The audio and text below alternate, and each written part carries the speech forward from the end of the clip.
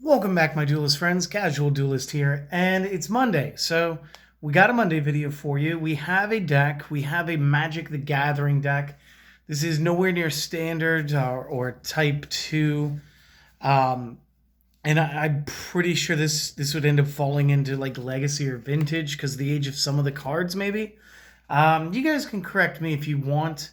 I just know that this is something I used to play a long time ago, and as you guys can tell from the title, because you guys are smart, the deck was Black Blue Ninja, or like my Bruiser Ninjas. So like let's get it out of the way. Let's knock this out. Let's see what you guys would do, maybe just a little bit differently.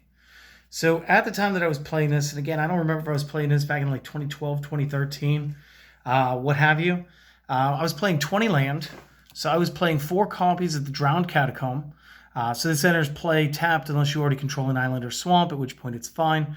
And it either adds blue or black mana to the mana pool when tapped. Or I'm running 8 islands and 8 swamps. So again, it's just whatever I had at the time. And it was fun. So it was 20 land. It was an even split, black and blue, which is, again, where I get like the bruiser technique from. And then it was a lot of stuff to do with the cool ninjas. Because, again, I always like ninjas the same way I like the samurai cards. But I always had more of the ninja cards than the samurai. So the first thing we're going to do is we're going to add in 4 copies of the Blighted Agent from the new Phyrexia, I think. It's a 1/1 cast on 2. I didn't really play it for the Infect. The Infect is kind of cool. I do have decks that do Infect. If you guys want to see those, let me know. But what this is it's an unblockable character. So again, once we get our attacks through, generally the ninjas actually do like a swap out move with their ninjutsu effect. We pay a cost, generally 1 less than casting, if I'm remembering right. And we substitute them, and then they're the ones that are considered to have hit the opponent. So it's like playing Naruto CCG, but like with a reverse of the substitution jutsu. So again, as soon as I found these, and again, these were like super common back then. They were like 5-10 cents a piece when I picked them up. So it was just a good way to add, 4 bodies to the deck real quick that just did what you wanted. Next up, we grabbed 4 copies of the Gurmag Swiftwing. Just a little bat. The kicker here was it was flying. It was first strike, but it was also haste. So the fun with this was you could just play it and swing. And again, if it's flying, most people don't automatically just have flying in every deck, especially not super early, at least at that point in time. And, for an uncommon, I think I paid like 50 cents a piece for these. So again, it was pretty easy to get. And it was just about having a flyer because, again, they're harder to block, so you do that. Next up, because I guess this is somehow organized, I don't know. 2 copies, Higure the Still Wind, and this is one of my legendary ninjas, one of 2. Higure's effect is a ninjutsu cast on 4 instead of his 5. He is a 3/4. When he deals combat damage to a player, you may search your library for any other ninja, reveal it, add to hand, shuffle library. And for 2 mana, we can activate his effect where target ninja becomes unblockable for the turn, allowing you to just go ahead and just declare like this ninja is going to do some stuff. So again, very cool. This, I want to say, was Betrayers of Kamigawa, and as you can tell from like the age marks around this one, like I've had these boys a little while. So again, they were fun. 2 copies, Ink Eyes, Servant of Oni. Again, Betrayers. And this one's kind of cool. This was like a game day thing, Jan 22 of 05. And I liked that Wizards back then used to stamp them. I'm not sure if they still do. I would assume so.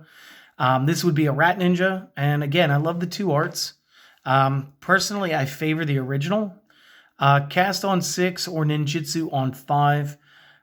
Whenever it deals combat damage to a player, you may place target player's creature card from their graveyard into play under your own control. So Servant of Oni is resurrecting all of the threats that we've already dealt with. Plus, we do get a regeneration on 2. Regeneration meaning that should she get blocked and overpowered, rather than just sending her straight to the discard pile, we could pay the mana cost And if it was untapped, because I used it as a blocker, it would tap out. Otherwise, it would just remain tapped until the start of my next turn, and it would get back its toughness, I believe. I just know that it doesn't immediately die because of it. Next ninja that we want to use 4 copies Ninja of the Deep Hours. Definitely kind of reminding us of Ninja Gaiden here. Cast on 4, ninjutsu on 2. 2/2 monster. Whenever Ninja of Deep Hours deals combat damage to a player, you get to draw a card. Again, sort of helps out, normally doing things that, blue should be doing. Next up, and again, I thought these were a little closer to the top, are my Ornithopters, because if you're going to play something that you don't want your opponent to block, you play something that can't hurt them. And I got different plays here. These are from Mirrodin. That's from 10th. And that's from 9th. So again, I'm not so sure how old some of these are at this point. I'm sure I could just read down here and figure it out. But again, it's just a free body to put on the board. And in the next turn, you just swing with it. And obviously, they're going to know after a few turns what you're doing. So they may expend resources to do this.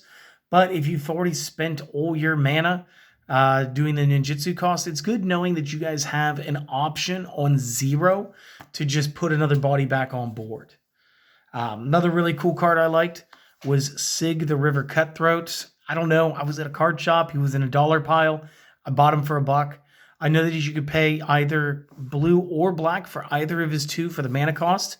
I'm not exactly sure the set, but I think there was an opposites set. So every creature technically had 2 cards. So this version of this version of Sig is the River Cutthroat. And his ability is at the end of the turn, if an opponent lost 3 or more life this turn, you may draw a card. So again, as you have a ninja swinging in and getting that attack, well, then you get to draw an extra card because Sig said so. Last creature spell, I'm going to double check that real quick before I put a foot in my mouth. It is the last creature spell I run, is 1 copy of the Throat Slitter. And again, this is another good ninja card. It's only a 2/2 ninjutsu cast on 3, red cast on 5. Whenever deals combat damage to player, destroy target non-black creature that player controls. So again, this could set your ink eyes up for doing the big resurrection. I've had people summon back dragons that I've played earlier on because they've hit me with that. Pretty cool stuff. Moving into the non-creature spells, I do have 3 copies of Brainstorm here. It's a nice little instant on 1. Draw 3, then take 2 cards from your hand, place them on the top of the deck in any order. So again, it was nice. It lets you get your options up real quick. 4 copies of Counterspell. Literally for 2, just say no. Just say no. Just say no to any spell. You just do it. And again, I got some... I don't even know what set this is. Because there's actually no set symbol. But it's from 97, I think. So not 100% sure. If you guys know, let me know. We do run 4 copies, Grasp of Darkness, because it's another instant. This is really good for managing expectations, getting bigger cards off the field. Target creature is going to lose 4 power and 4 toughness till the end of the turn. Again, if we can zero out the toughness account, we can zero out the monster and just remove it from the books. So this was a great card for me to use because, again, it was low cost, and I got it real cheap. Into the Royal, pretty good spell here. This is another instant. It does have a kicker cost, so we could double up the cost and get an extra effect if we want, or we could just do the regular instant effect. Normal effect, return target non-land permanent to the owner's hand. Then if kicked, also draw a card. So it's a draw 1, bounce 1, or just simply a bounce 1 at the normal cost of 2. So again, it worked out. It was very fun for me. One of my instants I loved was the split-second spell, Sudden Spoiling. Split Second was cool because as long as this is on the stack, players cannot play spells or activated abilities that aren't mana. Creatures target player controls become O2 and lose all abilities until the end of the turn. This instant is just amazing. I love this card. And again, what it really did is if my opponent did have a couple flyers, maybe my Ornithopter was going to get its butt beat. And instead of trying to lose an Ornithopter, I zero out the power of your monster. even if you block me, cool. I won't lose my card. At which point the other ones may or may not have gotten through, whatever happens. It was just good. We used the sorcery spell, Dread Return. Return target creature card from the graveyard to play. Again, is cast on 4. Flashback, which means we could play this from the discard pile. When we do, we must remove it from the game. The cost here would be to sacrifice 3 of our creatures. So again, once we've done what we needed to do with the Ornithopters, we can go ahead, turn them in, and get one of our better ninja cards back. And then the last card we're going to use, we got 2 copies of the enchantment Phyrexian Arena. At the beginning of your upkeep, you draw a card and lose 1 life. The upkeep is after you're on tap. This would be like the standby phase for the Yu-Gi-Oh players. And yeah, it was just really cool because, again, we want to get into our spells just as quick as we could. So I'm not sure exactly how much a deck like this would cost anymore today. I also noticed I don't own any of the like the old Mistblade ninjas, which I also used to use because they were like ninjutsu on 1 to bounce something. And while they were irritating, I don't think they were just as good as playing Ink Eyes, Throat Slitter, and Hagure. But it is what it is. So I hope that you guys enjoyed this. If you did, let me know. Again, if you guys have got any sweet little challenges for Yu-Gi-Oh! Speed Duel format for the Tier 2, I'd like to see what you guys have got for me because I want to do that. So we'll see what you guys get to me. I've already got something planned for this Wednesday, so hopefully I get to see you guys then. Hopefully you enjoyed this. See you guys later.